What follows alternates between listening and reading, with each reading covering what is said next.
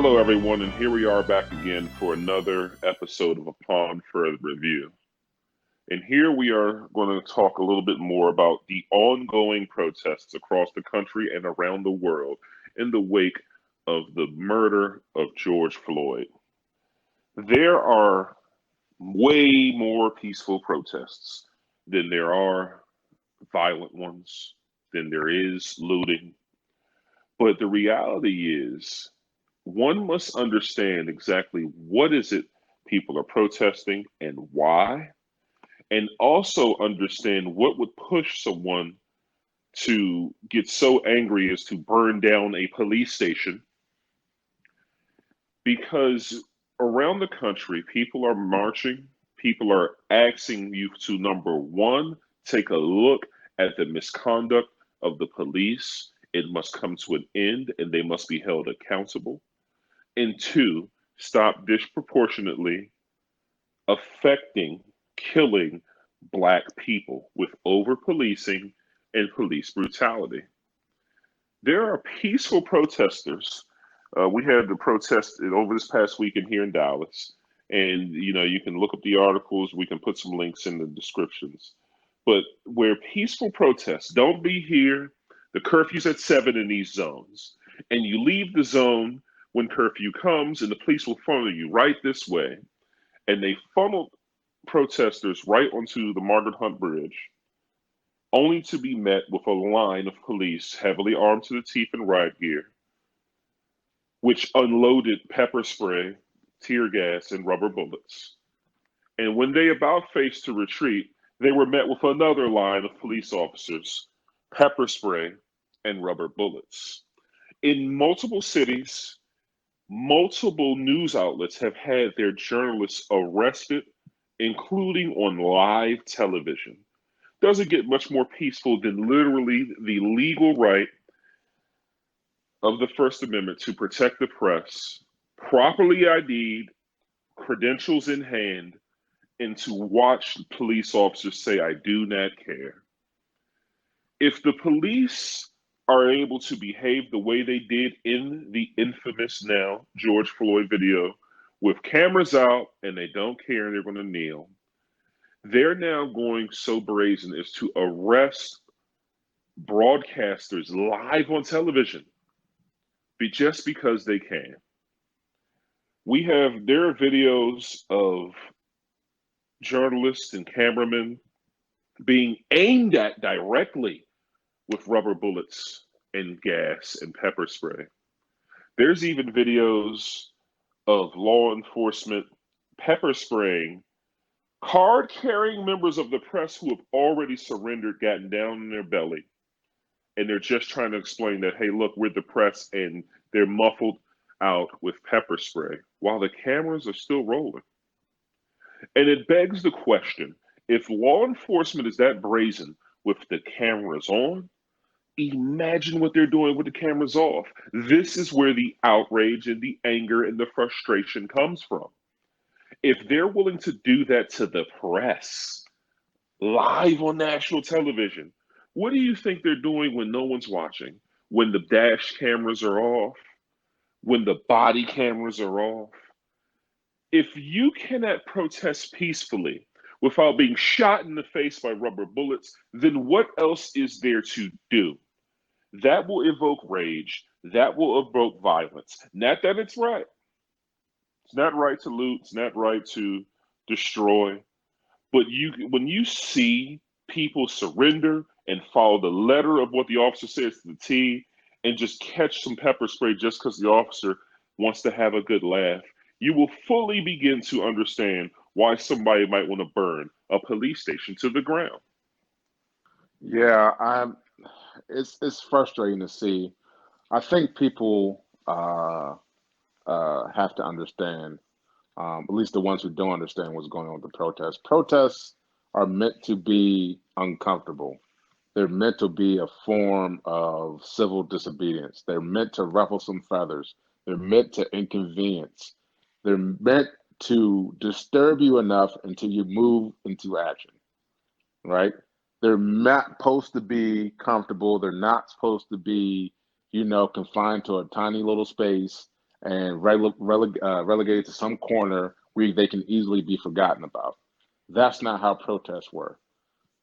If you even go back to America and its revolution, the Boston Tea Party, that was a very rebellious and violent event.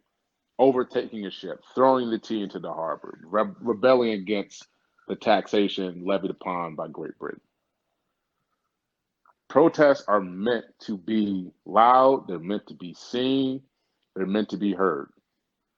And what we're seeing is the police, and I will say in some instances, it's almost in itself, uh, it varies from place to places. In some instances, you'll see, for instance, like Troy, what you were talking about in Dallas, where they entrapped the protesters on the bridge, shot rubber bullets at them, sprayed them with pepper spray, detained them, and wrote them all summons to come to court.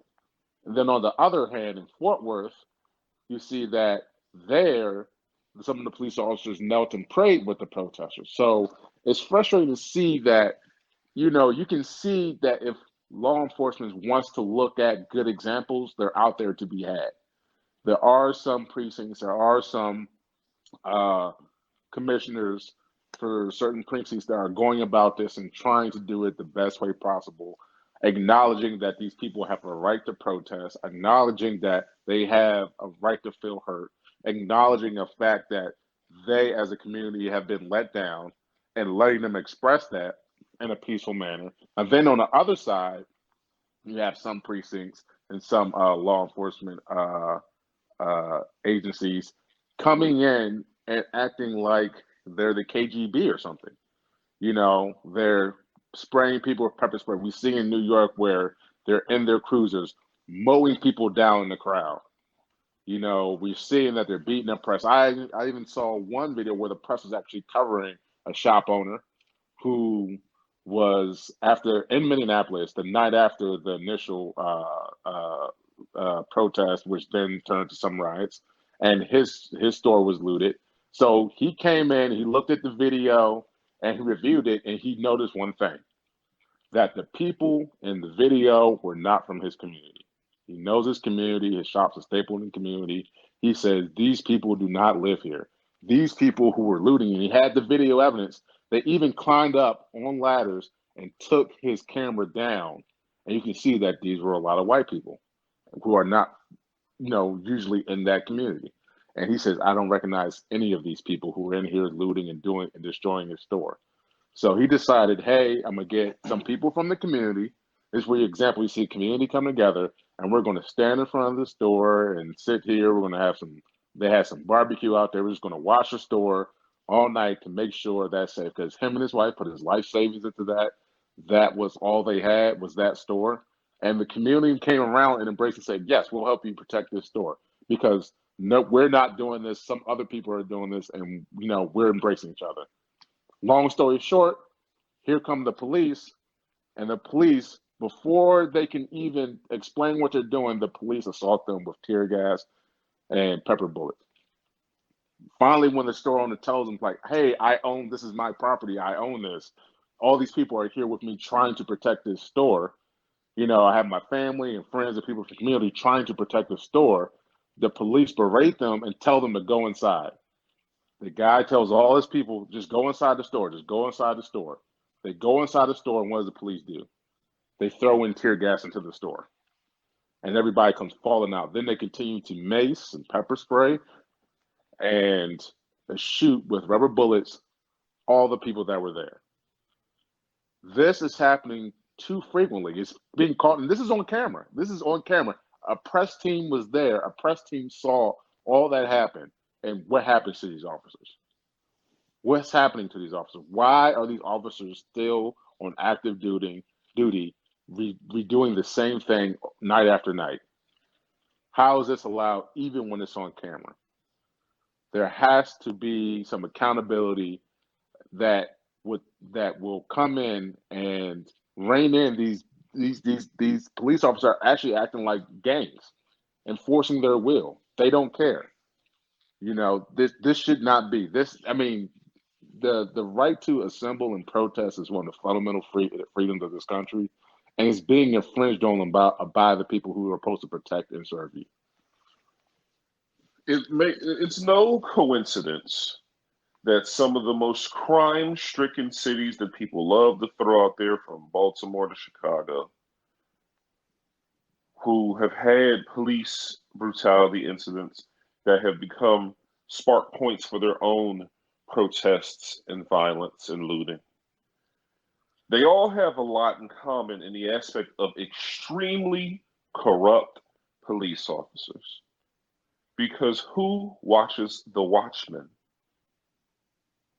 When you have law enforcement willing to flagrantly disregard the rule of law themselves, to contradict themselves, to put you in a no-win situation, what are you going to do? What would you do if government seemingly unfairly shut down your businesses and shut down your way of life and demanded that no one could be outside unless they did A, B, and C? We saw what happened. People showed up to protest in capitals and government buildings armed to the teeth. No one decided to escalate against them. Peaceful protesters and journalists with their credentials in hand were sprayed right in the face with pepper spray. Where police escalate, where police behave like animals, there's videos of police driving and plowing through crowds. You see, you hit the nail on the head, pepper spraying journalists from the car.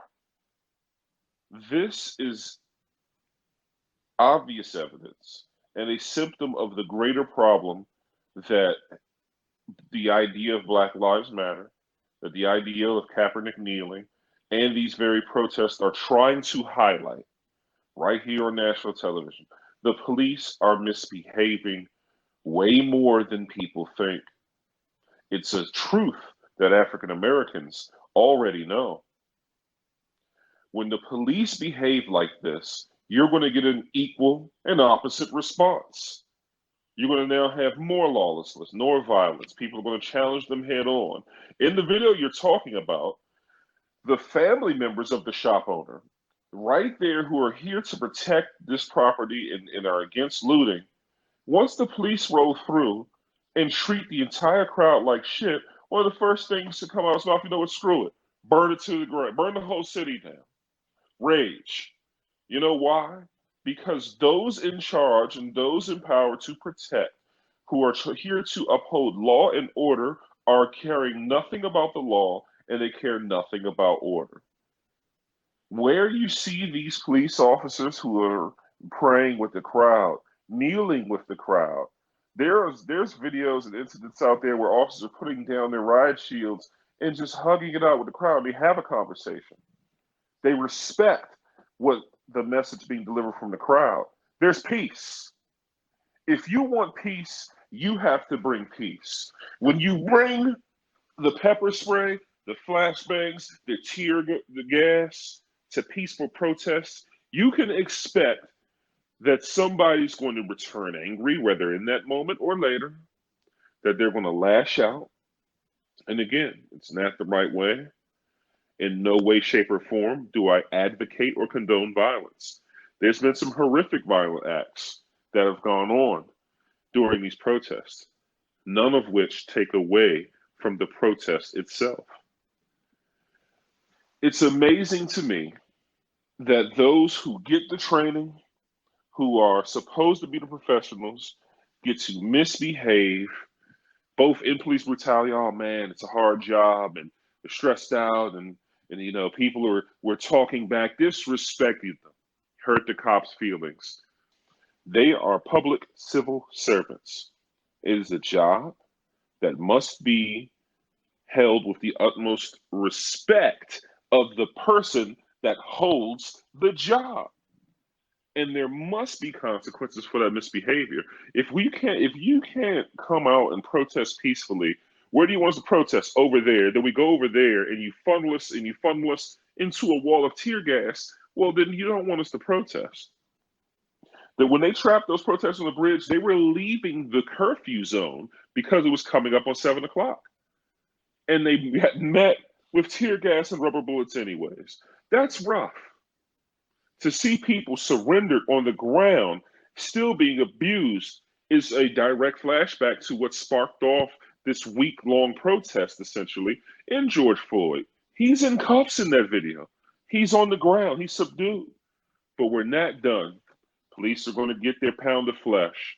They're going to operate without impunity. I want to highlight there's been a couple of mayors and law enforcement. I know Atlanta, Detroit, where they fired a few officers, like on the spot.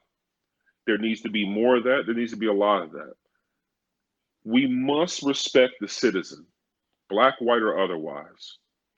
And we must respect the citizen when it comes to law enforcement because when they do, when the law enforcement has no respect, they're not going to get any in return. And when law enforcement is lawless, you're going to have lots of law breaking. And I think it's important to highlight that no one's saying that a police officer's job is easy. No one's arguing that. No one's debating that. I hear that brought up a lot.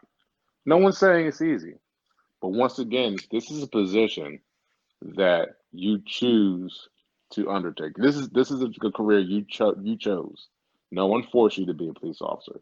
If you are not capable of doing the job correctly, then you should not be one. Being stressed and being overwhelmed is not a valid excuse. This is a profession where life and death hangs in the balance, literally. You cannot be a bad police officer. There is no room for bad police officers. The bad police officers need to be removed from their positions, but all too often they're sheltered. There's all too often you can be fired from one police force and the next day get hired on another. There's no reason that there should be a community environment in the police force that shelters and hides the actions of the wrongdoing cops. If you're a good cop, you should be frustrated, furious, and upset that you're getting such a bad rap from these bad officers. You should be one to hold them accountable, but yet you see time and time again how the shield and everybody bleeds blue, and those are my brothers and sisters in arms. We have to we have to protect them over everything, and it's a gang mentality. And you see how often that the district attorney never wants to charge them. They always want to be make sure that they don't want to offend or ruffle any feathers with the police department because they have to work with them. At what point will we actually get real oversight of the police department? What time will we get any real oversight of the entire Justice Department? Because what we're seeing and what we've known for a long time, but is being highlighted, is that the police cannot police themselves. They're incapable of it. They have demonstrated over the course of history that they are not able to hold themselves accountable to to just the regular standards of law that every American citizen has to abide by. They can't do it. So now we're stuck with dealing with the aftermath time and time again of this bad policing. And at what point will enough be enough? At what point will there be meaningful oversight and changes in policy in the police department? At what point will there be no longer a culture of hiding these bad police officers? And just because they're a fellow officer, I got to make sure that I stick up for them, whether I believe what they did was right or wrong. This can't happen. This can't be. Not in that profession. This is one of the professions where you can't, have a day slipping. You have to be on whenever you're on duty. You have to be on. You have to be ready. You have to be cognizant of what's going on. You have to be using your best judgment. These are one of the professions where you need the best people working them possible at all times. So now we're looking at the policing of these protests, and we're seeing firsthand on live television that once again, police misconduct is not being addressed live on television, happening to news reporters. And once again, we're starting to see that there's no way that they can police themselves. There is no way. And they like to say that there's only a few bad apples out there. Well, a bad apple can ruin the bunch. And that's what's happening. A prime example would be the bad apple looters that are like there's mostly peaceful protests and they have a message. We've all seen this egregious action. There's a few looters out there who have set fires, stolen property, caused damage, many of which are completely unrelated to protests. They're coming from out of town. There are people who are just hopped up and think they can grab some free merch. Let's have at it. There have been people who have been caught red-handed as agent provocateurs, smashing windows, attempting to incite riots, spraying false propaganda on things just to incite. They caught one guy. He's face covered up with a whole full gas mask and hood, trying to spray paint, kill cops, and literally the crowd called him out. There's another video of there's tons of them. These examples, guys trying to break up the sidewalk and get the pavers out so they can throw them, and the crowd stops them. Crowd grabs him, takes the hammer away from him, and they turn him over to the police.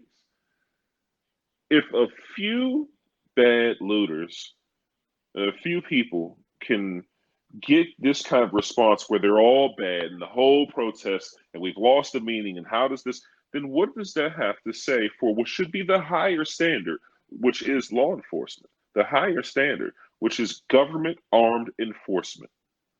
And when you have peaceful protests that are escalated by law enforcement, what are we supposed to do with that?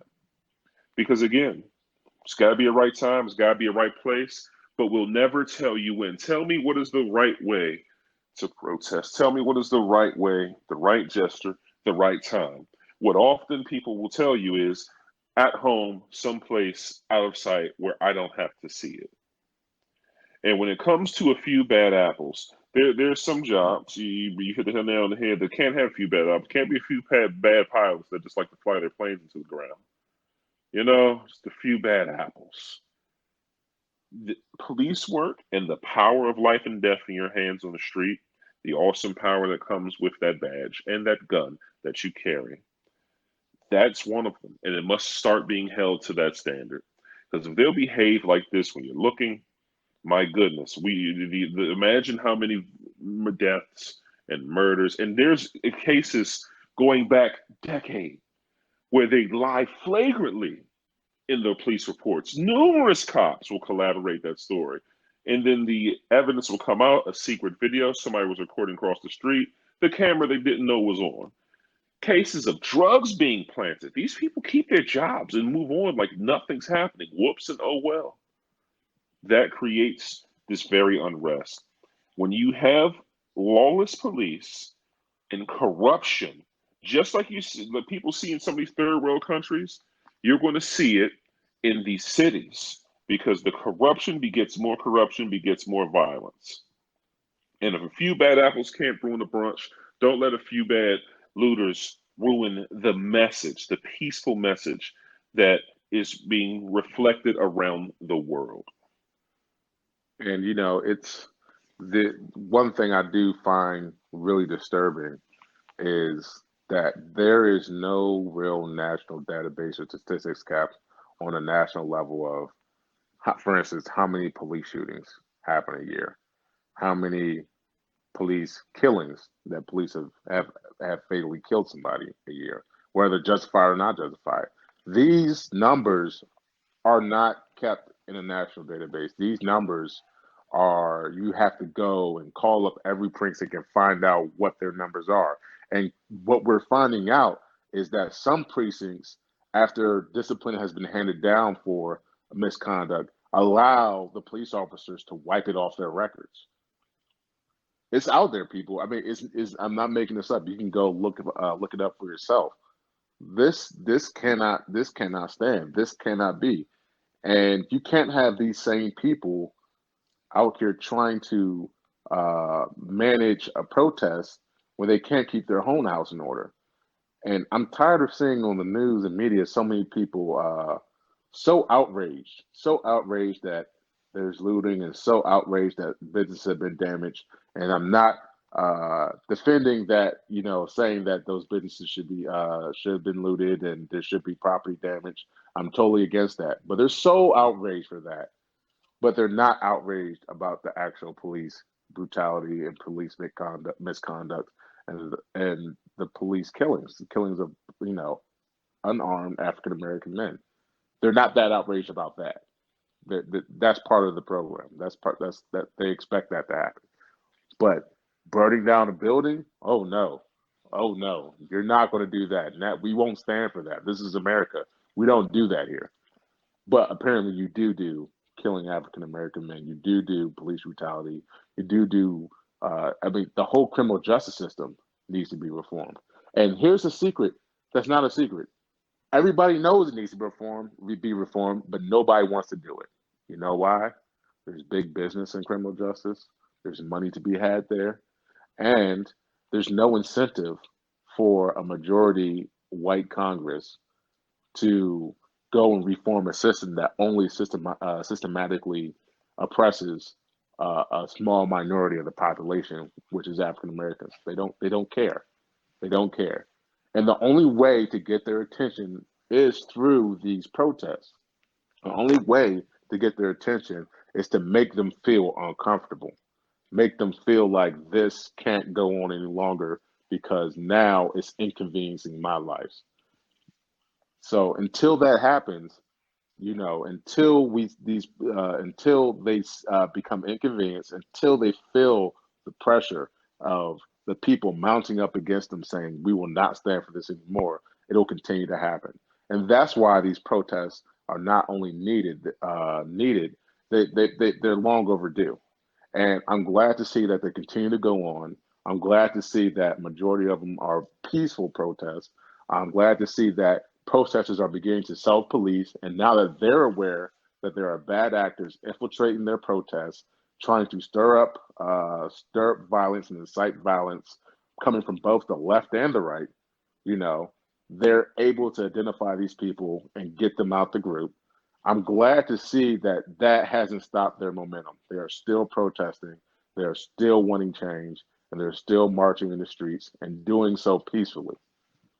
And I'm happy to see, like I said, that I give kudos where kudos due. There are some mayors and some police departments that are handling it way better than others. My ask is that all police departments take a look, take a self evaluation, and look and see, you know what? Over there, they're handling this a lot better. Over there, I see them hugging their protesters. Over there, I see them kneeling with their protesters. Over there, I see them praying with their protesters. And you know what? Things go smooth. Everybody, everybody gets to go home safe. There's no looting or riots because you know what? The protesters are being heard, they're being understood, and they're being allowed to exercise their First Amendment right. So my ask is for if these police departments that are not getting online with allowing these protesters to do what their constitutional right is to do, that they're held accountable. They are held accountable. The spotlight's put on them, and you will hope that the mayor or the governor will force them or put somebody in charge that will allow the protesters to do what they're trying to do, which is peacefully demonstrate the injustice of the police brutality in America today. In closing, looting is bad, and no one's condoning violence. But ask yourself before you get vocal and you engage in the comment section of someone's post, and you do your best to detract from what should be considered a real issue. Some people don't see it as that, and they only want to highlight the looting. And we don't hear them when it comes time to talk about police brutality. We don't hear them when these atrocities are committed by law enforcement. They look the other way. The thin blue line between order and chaos. There's also a thin blue line between a police officer going off and being a professional. Before you get vocal, before you come after people, before you try to hijack a situation, ask yourself, are you giving equal airtime to both sides of this issue? If we hear you complaining about a video of somebody looting, do we see you highlighting the peaceful protests? Do you identify that not all of the protests is about looting? Do you identify that there's millions and millions of peaceful protesters around the world now? Think about that before you speak out. So to wrap this up, we want everybody to continue to protest and use their First Amendment rights to let their voices be heard, use their First Amendment rights to hopefully move Congress and your local leaders and representatives into action to make some meaningful change. And we encourage that you continue the fight. We also encourage that you continue to self police since the police can't seem to do that, of making sure that these bad actors don't come in and try to dilute your message. We see all the hard work you're doing.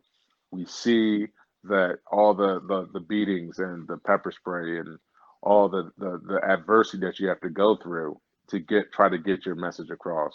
And we applaud you for your efforts. And we hope that this will begin to start changing the attitudes of people in Congress and people in your state, local legislator, that we can actually move to some meaningful change. And we just want to thank you for all you're doing. We pray that you stay safe and God bless.